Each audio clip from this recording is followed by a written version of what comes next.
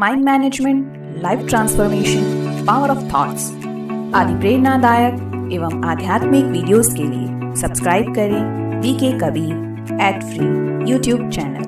देखिए, सिंपल सी बात यह है कि किसी चीज के प्रति कृतज्ञ होना, आभार व्यक्त करना भी एक संस्कार है और कंप्लेन करना भी एक संस्कार है।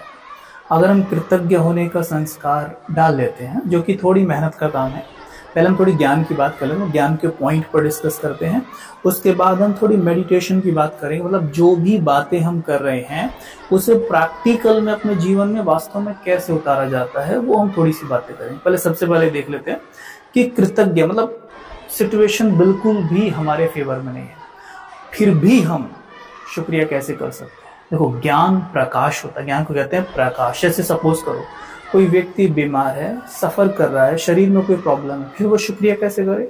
देखिए, सिंपल सी बात है, उदाहरण से समझेंगे।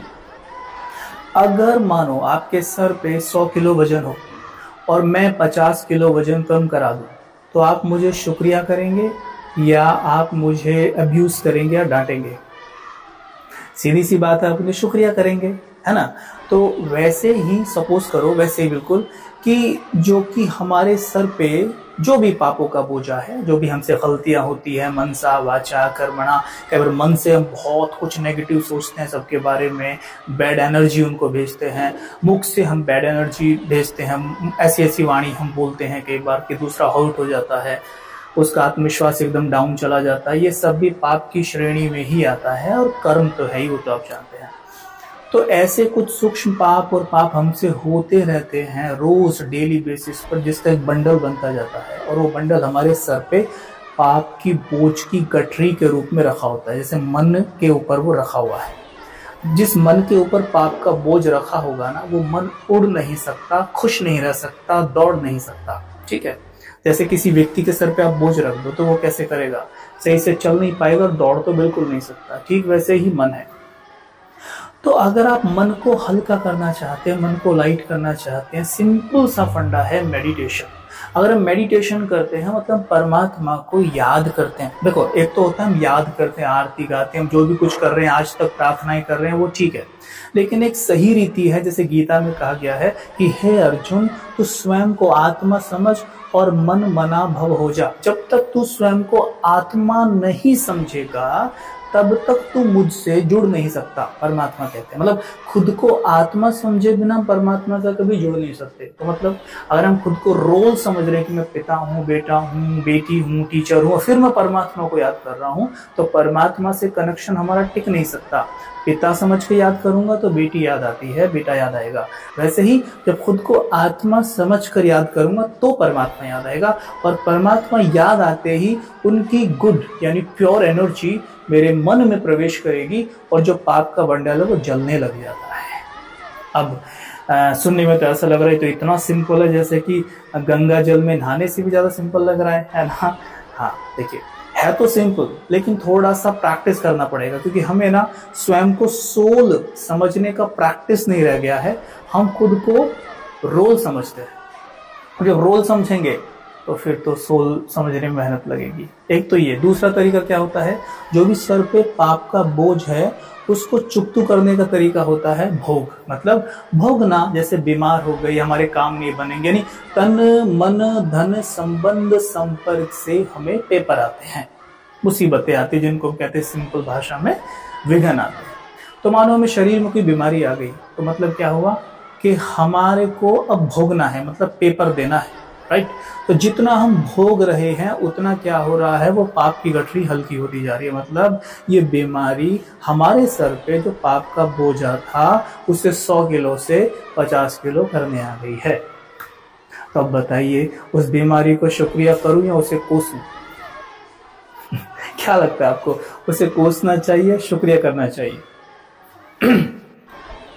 शुक्रिया बनता है ना भाई, हल्का करने आई है, मदद करने आई है, लेकिन हम करते जस्ट इसका ऑपोजिट है। कैसे कि हम उसे शुक्रिया करने की बजाय हम उसे कोसते हैं। जब कोसते हैं तो हमारे मन से बैड एनर्जी निकलकर वायुमंडल में फैल जाती है। वायुमंडल में फैलती है, प्रकृति में जाती है। प्रकृति कहती है मैं तुम्हें कुछ देती नहीं हूं, मैं तो लौटाती हूं। जो तुम मुझे देते हो मैं उसे मल्टीफोल्ड करके लौटा देती हूँ। तो अगर हमने उसको बैड एनर्जी दी तो हमको मल्टीफोल्ड करके बैड एनर्जी यही बीमारी के रूप में और दे देगी। अब जहां हमारी बीमारी 15 दिन में खत्म होनी थी भोगना से, अब उसका टाइम बढ़ के 30 दिन हो गया है। अज्ञान से ये होता है, हम निरंतर उसको कोस रहे हैं।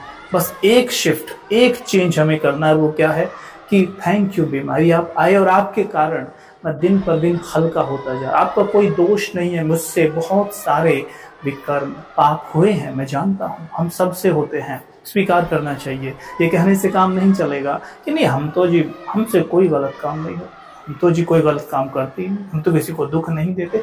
डीप चेकिंग करेंगे तो पाएंगे कि दिन भर में एक व्यक्ति 50 से 60 हजार थॉट क्रिएट कर रहा है।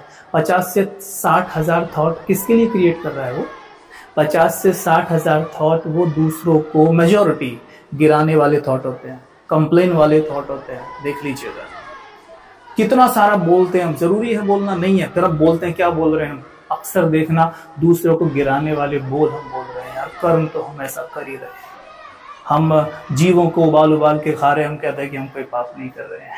मनुष्य की मानसिकता क्या हो गई है? तो ध्यान दे, पाप तो हमसे हो रहे हैं, तो हम क्या कहें? हे बीमारी आपका शुक्रिया, आप आए और मेरे सर से पाप के बोझ को आप हल्का कर रहे हैं। आपने गौर किया होगा कि जब बीमारी से कोई व्यक्ति उठता है ना, उसका चेहरा लाइट हो जाता है, बॉडी भी लाइट लाइट लगती है। ऐसा नहीं कि उसका वजन कम हो गया है, यहाँ से भी वजन कम हो जाता है, जिसके कारण वो हल्का हल्का लाइट लाइट लगता है और उसको खुद भी अनुभव होता है कि कुछ जैसे बोझ उतर गया है सर से। तो वही होता है कि पाप का बोझा कुछ कम हो गया है, लेकिन ज्ञान ना होने के कारण हम पाप और कर लेते हैं। जैसे और करते हैं फिर वहीं आ जाती है बात। इसलिए ज्ञान जरूरी है। तो शुक्रिया करने के कारण निकल के आए, हे बीमारी आपका दिल से शुक्रिया, आप आए और आपके कारण हम हल्के हुए। ऐसे ही आप सोचिए किस किस चीज के कारण आपके जीवन में मुसीबतें, जिनको हम कहते हैं विघ्न, बीमारी, प्रॉब्लम्स आ रही हैं, उन सबको मैं कैसे शुक्रिया कर सकता हूं? आप चिंतन करिए, निकालिए और देखिए, जीवन को सुख में बनाइए। क्योंकि जितना ज्यादा हम शुक्रगुजार होते हैं उतना ज्यादा हम सुखी होते हैं। जितना ज्यादा हम कंप्लेन करते हैं उतना हमारी खुशी में कंप्लेन माना कमी आती जाती है। ठीक है, तो ध्यान रहे, सवेरे उठते ही अपने मन को शुक्रिया से भरे। प्रैक्टिस करके देखना, कल एक प्रैक्टिस करके देखिएगा आप सभी। कल सवेरे उठना, ठीक है। और मैं अक्सर ऐसा करता हूँ, मुझे बहुत अच्छा लगता है ऐसा करना। सवेरे उठते ही आप ऐसी 10 चीजें सोच सोच के निकालना, घूमते घूमते थोड़ा वॉक करना। जैसे आप सड़क पे जा सकते हैं, पार्क में जा सकते हैं, खुले में जा सकते हैं, कहीं भी, या घर में भी टहल सकते हैं, छत पे जा सकते हैं, टेरेस पे। सोचिएगा कि 10 ऐसी चीजें मेरे जीवन में जिनके लिए मैं शुक्रगुजार हो सकता हूँ। तो अपने माइंड को आप शुक्रिया से भरेंगे, आपके माइंड को ये मैसेज जाएगा कि मैं भरपूर हूँ। माइंड को बता रहे हैं ना कि इसके लिए शुक्रिया, उसके लिए शुक्रिया, उसके लिए शुक्रिया। तो माइंड की प्रोग्रामिंग क्या हो रही है? वाह, मैं तो बड़ा भरपूर हूं। तो जितना माइंड की प्रोग्रामिंग ये होगी, भरपूर माइंड भरपूरता को अपनी ओर आकर्षित करता है ना। तो हम सोचते हैं भाई जी मैं किस शुक्रिया करने को तो बहुत कुछ है हमारे पास 100 में से 95 चीजें अच्छी हैं, हम उसके लिए शुक्रिया नहीं करते, 5 की कंप्लेन करते रहते हैं, है ना। बस अब कंप्लेन बंद, 95 के लिए शुक्रिया। सोचिए, अरे हाथ पांव के बारे में सोच लीजिए, शरीर के बारे में सोचिए, आंखों के बारे में सोचिए। आजकल कितने लोग हैं जो बीमार पड़े, आप स्वस्थ। धन के बारे में सोचिए, लोग छोटी छोटी चीज के लिए उनके पास धन, आपके पास पर्याप्त धन है। मन के बारे में सोचिए कि आपका मन इतना शक्तिशाली है कि आप इतने इतने अच्छे कार्य दिन भर में कर रहे हैं। परिवार के बारे में सोचिए, बहुत कुछ। आप खुद लिस्ट निकालिए, थोड़ा सा होमवर्क आपको भी करना चाहिए ना, तो थोड़ा सा करिएगा और फिर हम कल मिलेंगे और कल इस बारे में और बातें करेंगे, ठीक है।